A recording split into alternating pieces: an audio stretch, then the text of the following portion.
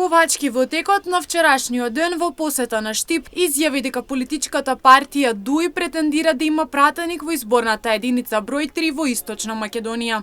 Ковачки посочува дека треба граѓаните да се разбудат и одговорот е во масовната излезеност, затоа што колку повеќе ќе излеземе да гласаме, тогаш е помала веројатноста ДУИ да има пратеник во изборната единица број 3 на Источна Македонија.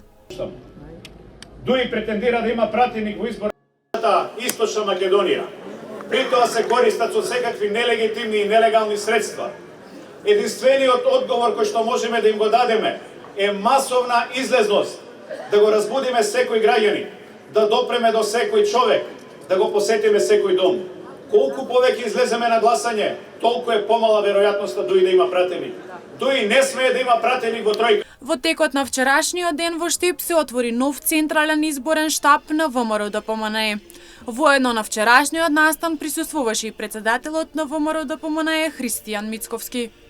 Дозволете ми да го честитам отварањето на овој објект и да посакам овој објект набрго денеска да биде победнички објект во кој што ќе се слават две огромни победи.